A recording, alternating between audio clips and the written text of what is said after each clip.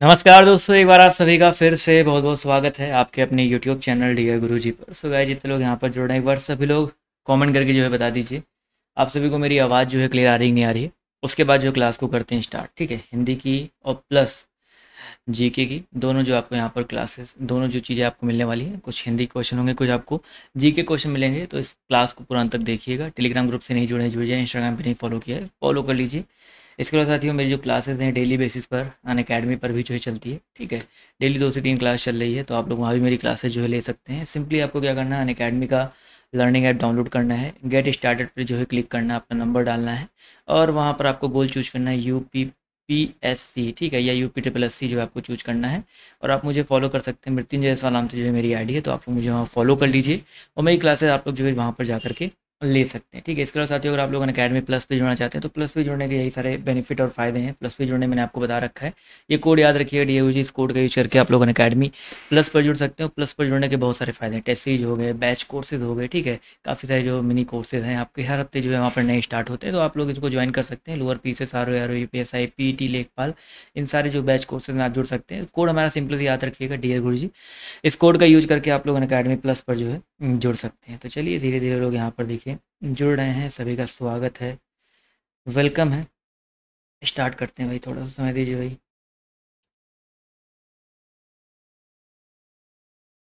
चलिए, पहला क्वेश्चन देखिए आपके सामने यहाँ पर ये रहा। क्वेश्चन विजुअल है सभी को। क्या कह रहा है भाई, हिंदी की सबसे छोटी इकाई बताइए क्या कहलाती है।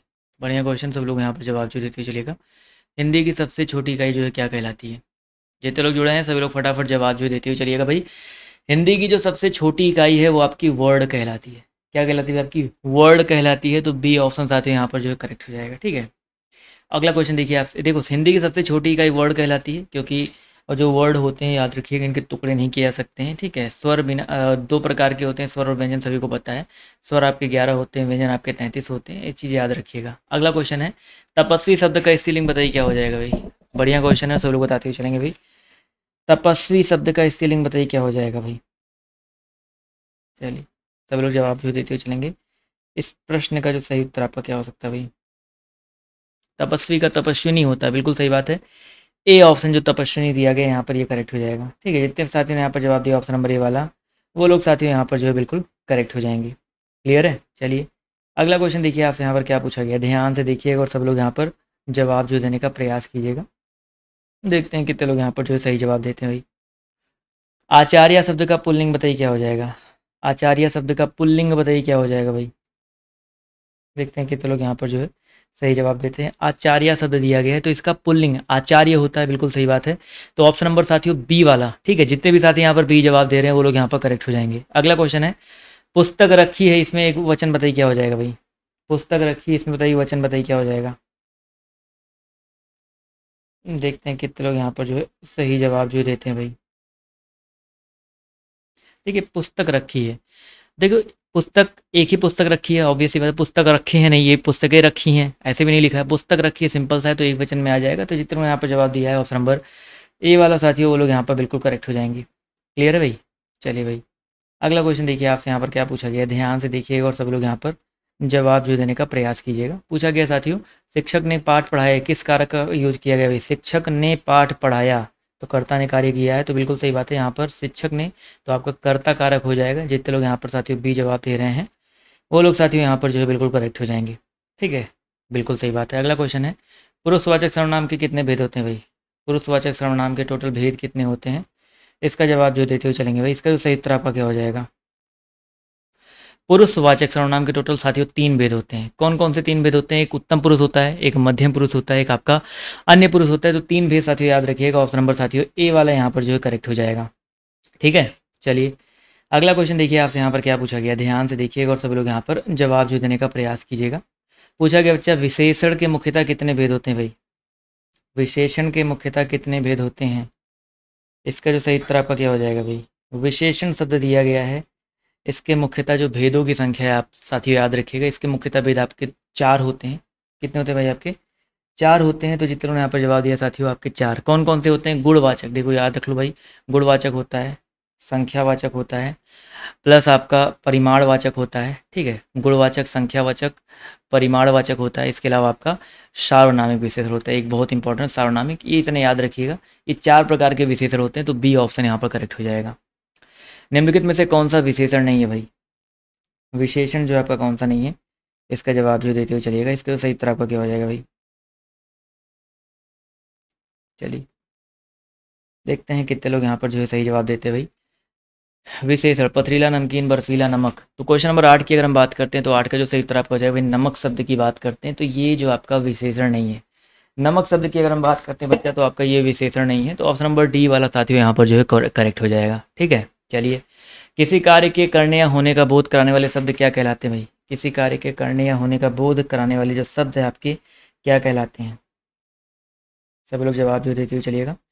इसका सही उत्तर आपका क्या हो जाएगा? देखते हैं कितने लोग यहाँ पर जो है सही जवाब देते हैं। इस प्रश्न का जो सही उत्तर आपका क्या हो जाएगा भाई? तो अगर हम बात करते हैं क्वेश्चन नंबर 9 के बारे में, तो 9 नंबर क्वेश्चन में आपका सी ऑप्शन, क्रिया। किसी कार्य के करने या होने का बोध कराने वाला जो शब्द आपका क्रिया कहलाता है, तो सी ऑप्शन साथियों यहाँ पर जो है करेक्ट हो जाएगा, ठीक। जितने भी साथियों ने यहाँ पर सी जवाब दिया है वो लोग यहाँ पर बिल्कुल करेक्ट हो जाएंगे। अगला क्वेश्चन देखिए आपसे यहाँ पर क्या पूछा गया है, ध्यान से देखेंगे और सभी लोग यहाँ पर जवाब जो देने का प्रयास कीजिएगा। पूछा गया है, निम्नलिखित में से क्या काल कहलाता है भाई? काल क्या कहलाता है? बेसिकली काल, काल की परिभाषा बताइए। क्रिया के घटित होने का समय, तो ऑब्वियस सी बात है काल की अगर हम बात करते हैं तो समय का ही बात होता है भाई। तो क्रिया के घटित होने का समय जो आपका काल कहलाता है, ये पॉइंट याद रखिएगा, ठीक है। क्रिया के घटित होने का समय जो आपका काल कहलाता है। तो साथियों ऑप्शन नंबर जितने लोगों ने यहाँ पर जवाब दिया है ए वाला, वो लोग साथियों यहाँ पर जो है बिल्कुल करेक्ट हो जाएंगे, ठीक है।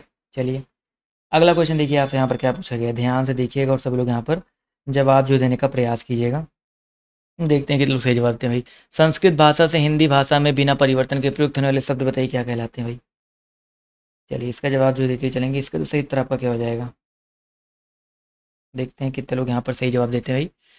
संस्कृत भाषा से हिंदी में बिना प्रयुक्त होने वाले जो शब्द आपके बेसिकली क्या कहलाते हैं, इसका जो सही उत्तर आपका क्या हो जाएगा? चलिए, तो संस्कृत से अगर बिना परिवर्तन के प्रयुक्त हो रहे तो यानी कि तत्सम हो जाएगा। अगर परिवर्तन होता है, परिवर्तन के साथ प्रयुक्त होते तो आपके तत्व हो जाता, बट यहाँ पर बिना परिवर्तन के हो रहा है, तो साथियों तत्सम यहाँ पर जो है करेक्ट हो जाएगा, ठीक है। चलिए अगला क्वेश्चन देखिए आपसे यहाँ पर क्या पूछा गया, ध्यान से देखिएगा और सभी लोग यहाँ पर जवाब देने का प्रयास कीजिएगा कि भाई निम्नलिखित में से तद्भव शब्द का चयन करो भाई। तद्भव शब्द बताइए कौन सा हो जाएगा भाई? देखते हैं कितने लोग यहाँ पर सही जवाब देते हैं भाई। तद्भव शब्द का चयन करते हुए चलना है। चलिए इस प्रश्न का जो सही उत्तर आपका क्या हो जाएगा भाई? तद्भव शब्द की अगर हम बात करते हैं तो यहाँ पर ग्राम तत्सम है, अश्रु तत्सम है, सूर्य तत्सम है, माथा। माथा शब्द की अगर हम बात करते हैं साथियों, तो माथा शब्द तद्भव है जिसका तत्सम मस्तक होता है, ठीक है। जिसका तत्सम क्या होता है भाई? मस्तक होता है, ये चीज़ याद रखिएगा, ठीक है। ग्राम का गाँव तद्भव होता है, अश्रु का आंसू होता है। चलिए अगला क्वेश्चन देखिए आपसे यहाँ पर क्या पूछा गया है, ध्यान से देखिएगा और सब लोग बताते हुए चलिएगा। देखते हैं कितने लोग यहाँ पर जो है सही जवाब देते हैं। चलिए अगला क्वेश्चन देखिए आपके सामने यहाँ पर ये रहा, समान अर्थ बताने वाले शब्द बताइए क्या कहलाते हैं भाई? समान अर्थ बताने वाले शब्द बताइए क्या कहलाते हैं? देखते हैं कितने लोग यहाँ पर जो है सही जवाब देते हैं। तो इस प्रश्न का जो सही उत्तर आपका क्या हो जाएगा भैया? समान अर्थ बताने वाले जो शब्द हैं वो बेसिकली आपके समानार्थी या पर्यायवाची कहलाते हैं। बिल्कुल सही बात है, समानार्थी कहलाते हैं या पर्यायवाची कहलाते हैं। तो जितने लोगों ने यहाँ पर जवाब दिया समानार्थी पर्यायवाची, वो लोग यहाँ पर करेक्ट हो जाएंगे। अगला क्वेश्चन देखिए आपसे कह रहा है, अग्रज शब्द का सही विलोम बताइए क्या हो जाएगा? चलिए अग्रज शब्द का सही विलोम बताइए क्या हो सकता है? देखते हैं कितने लोग यहाँ पर जो है सही जवाब देते हैं भाई। अग्रज शब्द का जो विलोम है आपका क्या हो सकता है? चलिए अग्रज की अगर हम बात करते हैं तो उसका विलोम आपका अनुज होता है। बिल्कुल सही बात है। तो जितने लोगों ने यहाँ पर अनुज जवाब दिया साथियों, वो लोग यहाँ पर करेक्ट हो जाएंगे, ठीक है। जितने भी साथियों ने अनुज जवाब दिया है वो लोग यहाँ पर बिल्कुल करेक्ट हो जाएंगे। अगला क्वेश्चन देखिए आपसे यहाँ पर क्या पूछा गया है, ध्यान से देखिएगा और सभी लोग यहाँ पर जवाब जो देने का प्रयास कीजिएगा भाई। चलिए एक मिनट रुकिए भाई। अगला क्वेश्चन देखिए, धन शब्द का तात्पर्य बताइए क्या होता है भाई? धन शब्द का तात्पर्य बताइए क्या होता है? चलिए धन शब्द की अगर हम बात करते हैं तो इसका तात्पर्य बताइए क्या होता है भाई? धन की अगर हम बात करते हैं बच्चा, तो धन शब्द का तात्पर्य अर्थ होता है। क्या होता है भाई? आपका धन का तात्पर्य आपका साथियों अर्थ होता है, तो ये चीज़ याद रखिएगा। जबकि अंक का मतलब गोंद होता है, भाग होता है, अध्याय होता है। स्वार्थ मतलब अपना स्वार्थ में लोग अपना हित देखते हैं ना भाई। कोष मतलब क्या होता है, खजाना होता है, ये चीज़ याद रखिएगा। अगला क्वेश्चन देखिए आपसे यहाँ पर कह रहा है, अपने जीवन पर स्वयं लिखी कथा, और वाक्यांश के लिए एक शब्द देखिए, अपने जीवन पर स्वयं लिखी कथा बताइए क्या कहलाती है। चलिए, इसका जो सही उत्तर आपका क्या हो जाएगा भाई, अपने जीवन पर स्वयं लिखी कथा जो है आपकी क्या कहलाती है। तो भैया याद रखिएगा, अपने जीवन पर स्वयं लिखी कथा जो है आपकी आत्मग्लानि आत्मकथा, तो आत्मकथा कहलाती है। बिल्कुल सही बात है भाई, आत्मकथा जो है अपने जीवन पर स्वयं लिखी कथा कहलाती है। आत्मग्लानि मतलब होता है किसी अपराध के बोध में होने वाली जो ग्लानि होती है, जो खुद को ग्लानि होती है, वो आत्मग्लानि कहलाती है। अगला क्वेश्चन देखिए आपसे यहाँ पर क्या कह रहा है, अन्न दिया गया और अन्य दिया गया, एक अन्न है एक अन्य है, तो दोनों का अर्थ बताइए क्या हो जाएगा। चलिए चलिए, इस प्रश्न का जो सही उत्तर आपका क्या हो सकता है, फटाफट जवाब जो देते हुए चलेंगे भाई। तो अगर हम बात करते हैं क्वेश्चन नंबर 17 के बारे में, तो अन्न का मतलब अनाज होता है और अन्य मतलब दूसरा होता है, ठीक है। तो अनाज और दूसरा, जितने लोगों ने यहाँ पर जवाब दिया साथियों, ऑप्शन नंबर ए वाला, वो लोग यहाँ पर साथियों बिल्कुल करेक्ट हो जाएंगे, ठीक है। जितने भी साथियों ने ए जवाब दिया है वो लोग यहाँ पर बिल्कुल करेक्ट हो जाएंगे। अगला क्वेश्चन देखिए आपसे यहाँ पर क्या पूछा गया, ध्यान से देखिएगा और सभी लोग यहाँ पर जवाब देते हुए चलिएगा। निर्गुण, निर्गुण शब्द है, निर्गुण शब्द में उपसर्ग बताइए क्या हो जाएगा भाई। निर्गुण शब्द में उपसर्ग बताइए क्या हो जाएगा। चलिए, इस प्रश्न का जो सही उत्तर आपका क्या हो सकता है भाई, देखते हैं कितने लोग यहाँ पर जो है सही जवाब देते हैं। निर्गुण शब्द की अगर हम बात करते हैं तो निर उपसर्ग, यहाँ पर निर में हलंत लगा लो, थोड़ा सा सही कर लो भाई। निर का यूज करेंगे तो ऑप्शन नंबर साथियों सी वाला यहाँ पर जो है करेक्ट हो जाएगा, ठीक है। चलिए, अगला क्वेश्चन देखिए, कह रहा है खिलौना शब्द में मूल शब्द बताइए क्या हो जाएगा भाई। खिलौना दिया गया है, इसमें मूल शब्द जो है क्या होता है।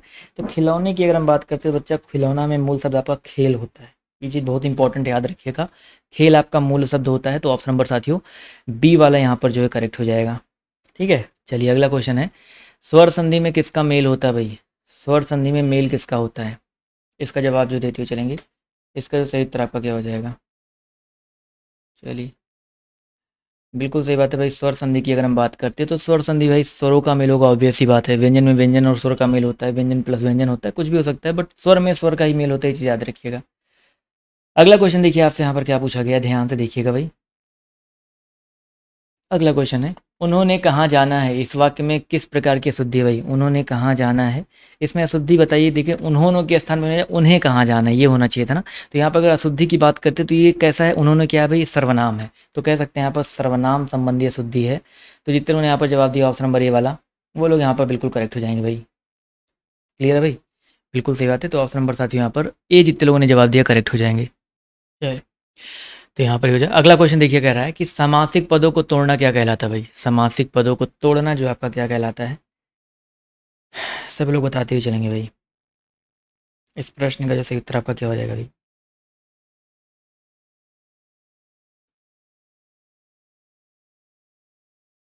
चलिए भाई, समासिक पदों की अगर हम बात करते हैं तो तोड़ना जो आपका क्या कहलाता है, तो 22 नंबर क्वेश्चन में जो सही उत्तर आपका हो जाएगा भाई आपका समास विग्रह, ठीक है। समासिक पदों को तोड़ना समास विग्रह कहलाता है, जैसे आजीवन मतलब जीवन भर, ठीक है। देवालय मतलब देव प्लस देवालय, देवों का घर देवालय, देव का आलय, तो ये समास विग्रह होता है।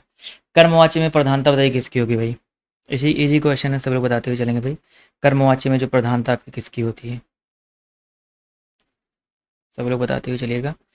इस प्रश्न का जो सही उत्तर आपका क्या हो सकता है भाई, देखते हैं कितने लोग यहाँ पर जो है सही जवाब देते हुए।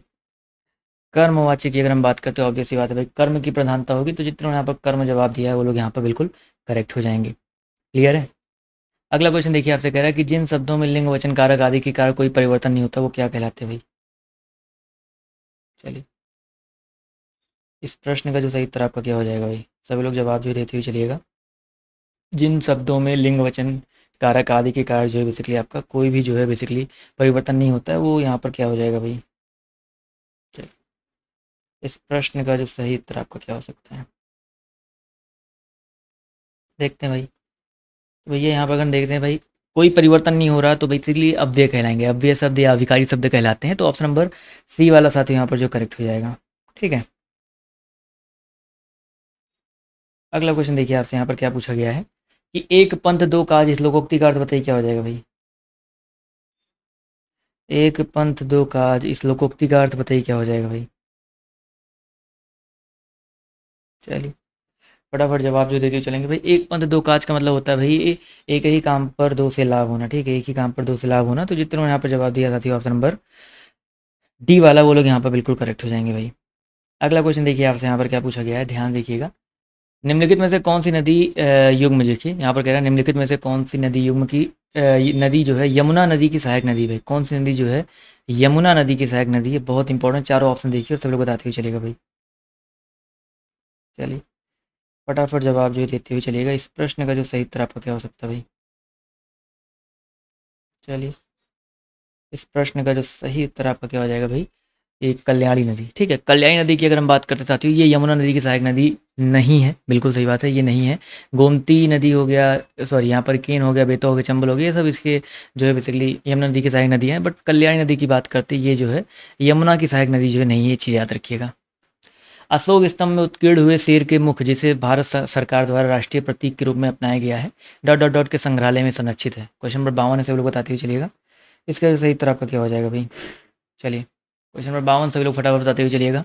इस प्रश्न का जो सही उत्तर आपका क्या हो सकता है, तो ऑप्शन नंबर बी साथियों सारनाथ। जितने लोगों ने यहाँ पर जवाब दिया है सारनाथ, वो लोग साथियों यहाँ पर जो है बिल्कुल करेक्ट हो जाएंगे। क्लियर है। चलिए भाई अगला क्वेश्चन देखिए आपसे यहाँ पर क्या पूछा गया, ध्यान से देखिएगा और सभी लोग यहाँ पर जवाब जो देने का प्रयास कीजिएगा भाई।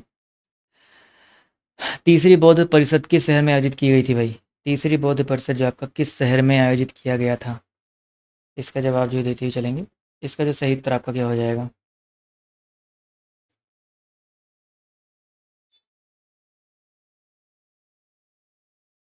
चलिए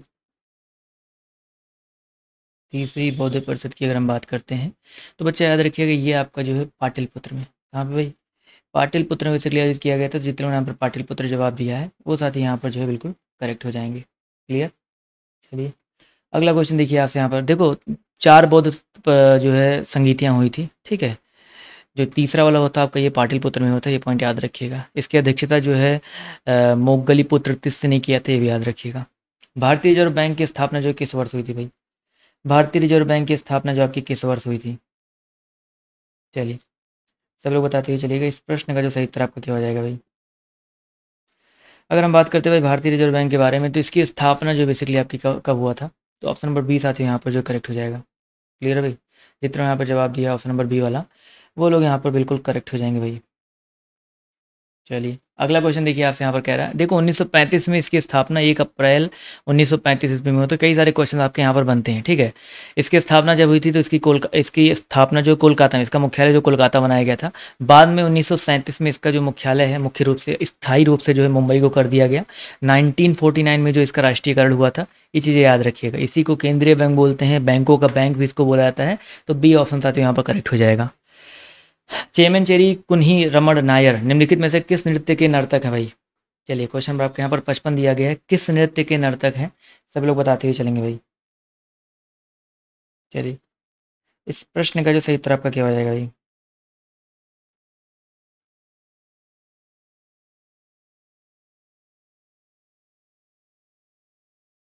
इस प्रश्न का जो सही उत्तर आपका क्या हो सकता है भाई। इस प्रश्न का जो सही उत्तर आपका क्या हो जाएगा, देखिए ये बेसिकली जो है आपके कथकली, ठीक है। कथकली किस राज्य का है, केरल राज्य का, ये भी याद रखिए। केरल राज्य का एक मुख्य शास्त्रीय नृत्य है और इसके जो है बेसिकली नर्तक है चेमनचेरी कुन्ही रमण नायर। तो ऑप्शन नंबर ए साथियों करेक्ट हो जाएगा। अगला क्वेश्चन देखिए आपसे क्या कह रहा है कि भारत के संविधान का निम्नलिखित में से कौन सा भाग नागरिकता से संबंधित है भाई।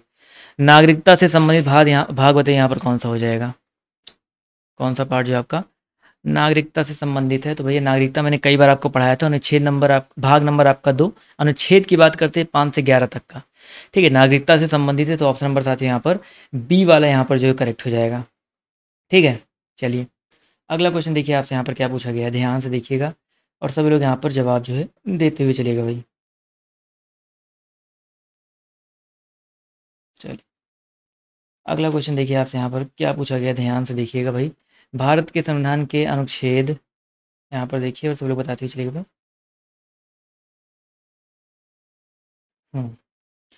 भारत के संविधान के अनुच्छेद 24 के अंतर्गत डॉट डॉट डॉट वर्ष से कम आयु के बच्चे को किसी कारखाने में काम करने की जो है निर्धारित नियोजित नहीं किया है। मतलब कितने साल से कम अगर बच्चा होगा तो जो है वो बेसिकली किसी कारखाने में काम नहीं कर सकता है। तो याद रखिए 14 वर्ष से कम बच्चा होगा, ठीक है।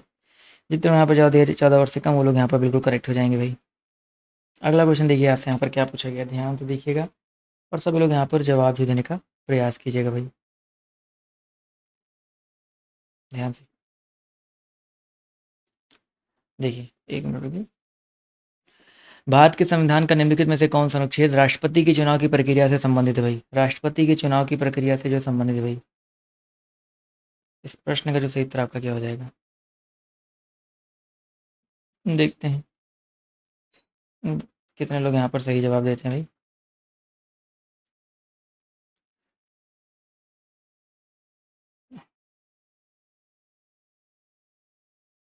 बिल्कुल, क्वेश्चन नंबर 58 का जो सही उत्तर आपको हो जाएगा अनुच्छेद नंबर 55। ठीक है, अनुच्छेद नंबर 55 की अगर हम बात करते हैं तो जितने लोगों ने यहाँ पर जवाब दिया ऑप्शन नंबर साथियों बी वाला, वो लोग यहाँ पर बिल्कुल करेक्ट हो जाएंगे भाई।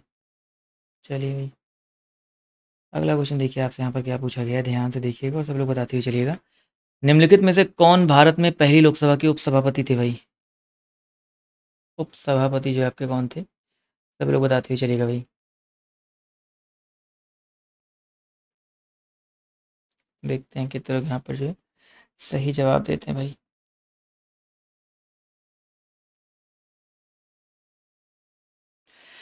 59 नंबर क्वेश्चन की अगर हम बात करें तो यहाँ पर सी ऑप्शन, ठीक है, एम अनंत संयम अयंगर। ठीक है, जितने यहाँ पर जवाब दिया एम अनंत संयम अयंगर पहली लोकसभा के उपसभापति थे। तो ये बहुत इंपॉर्टेंट क्वेश्चन है, इसको याद रखिएगा। ठीक है, 1952 से लेकर के 1956 तक थे जो ये आपके उपसभापति। तो ऑप्शन नंबर साथियों सी वाला यहाँ पर करेक्ट हो जाएगा। चलिए भाई, इसके अलावा 62 से लेकर के 67 तक बिहार के राज्यपाल भी रह चुके हैं। अगला क्वेश्चन है, भारत के संविधान का अनुच्छेद कौन सा अनुच्छेद जो है 66 जो किससे संबंधित है, अनुच्छेद 66 जो है आप सभी को बताते हुए चलना भाई किससे संबंधित है, इसका सही उत्तर आपका क्या हो जाएगा भाई, इस प्रश्न का जो सही उत्तर आपका क्या हो जाएगा भाई, देखते हैं कितने लोग यहाँ पर जो है सही जवाब देते हैं। तो 60 नंबर क्वेश्चन में जो सही उत्तर आपका हो जाएगा उपराष्ट्रपति का चुनाव। ठीक है, भारत के संविधान का अनुच्छेद 66 जो है बेसिकली आपका उपराष्ट्रपति का चुनाव इससे संबंधित है। जितने लोगों ने यहाँ पर जवाब दिया साथी ऑप्शन नंबर बी वाला, वो लोग यहाँ पर बिल्कुल करेक्ट हो जाएंगे। अगला क्वेश्चन देखिए आपसे यहाँ पर क्या पूछा गया है, ध्यान से देखिएगा और सभी लोग यहाँ पर जवाब जो देते हुए चलिएगा भाई। सीरिया की राजधानी बताइए क्या है भाई, सभी लोग जवाब देते हुए चलिएगा। इस प्रश्न का जो सही उत्तर आपका क्या हो जाएगा, सीरिया की राजधानी जो आपकी बताइए क्या है भाई, इस प्रश्न का जो सही उत्तर आपका क्या हो जाएगा भाई।